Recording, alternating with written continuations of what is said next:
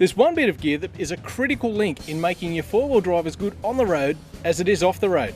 The humble steering dampener plays a vital role in making your four-wheel drive safe and easy to drive, and this becomes even more apparent if you fitted a bit of a lift and perhaps a larger set of tyres.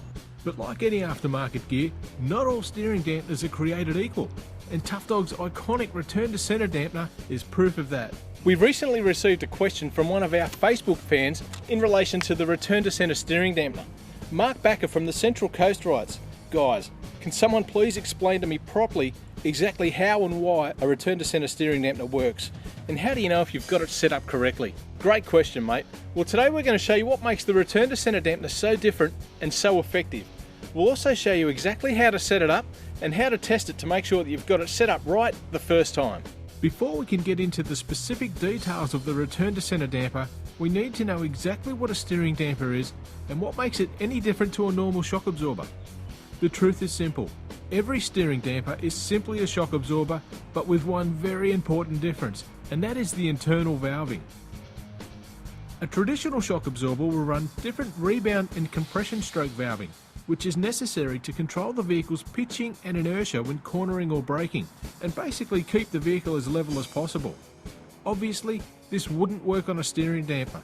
Otherwise, you'd find little resistance turning in one direction, and it would be near impossible to turn in the opposite direction.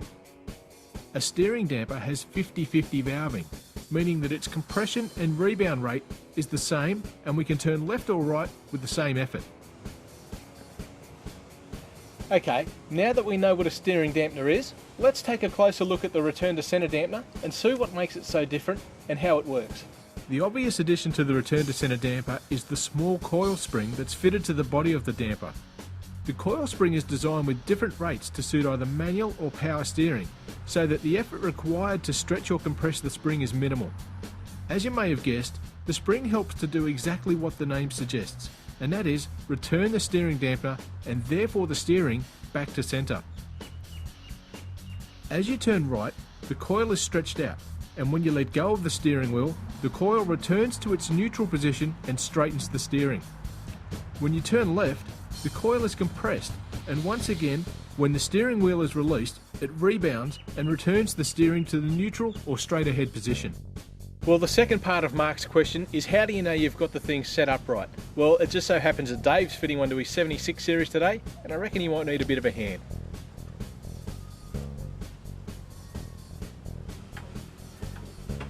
Mate, what are you doing? I'm just fitting a return to centre steering dampener, Rick.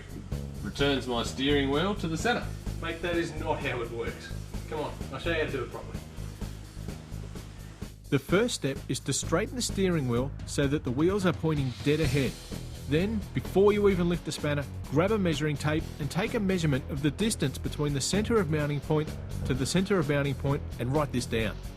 Before you remove the existing damper, grab a texter and make a mark where the stone shield meets the body of the damper. This will allow us to double check our measurement accurately on the bench. Once you have the old damper out and on the bench, line up that mark you made with the texter and double check that your measurements match the ones you took on the car. Once you have unpacked your return to centre damper, extend it to match the measurements you took earlier, taking care to measure from centre of mounting point to centre of mounting point. Now it's time to fit the retaining collar for the coil. Grab your texter and mark where the tail of the coil spring meets the damper body. Then, grab your measuring tape and carefully mark another line 27mm further along the damper body. Now, fully extend your damper to make room to fit the collar. Grab the bottom half of your collar and carefully line up the base of the collar with the second extra texter mark you made. You'll notice that the collar is slightly smaller than the damper body. Don't worry, it's meant to be like that. Once you're sure you've lined it up correctly, grab a dead blow hammer and give the collar a solid hit to send it home. Now, grab the second half of the collar and carefully line it up. It's a good idea to grab the Allen head bolts and screw them in to ensure that everything is correctly lined up. Again, once you're sure everything's lined up correctly, grab the hammer and give the second half a solid hit. This could be done at a vise if you prefer, but be careful not to overdo it. Now it's time to tighten up the collar. A handy tip here is to take your time and ensure that you're doing the bolts up evenly. Keep an eye on the gaps on each side of the two halves of the collar and try to keep them even. If you've done this step right, it'll be a simple job to wind the coil spring onto the collar. Take care to make sure that it's wound all the way home. Once your return to centre damper is built, double check your measurements once again, and then it's a simple job to fit the dampener to the car, and then it's time for the test drive.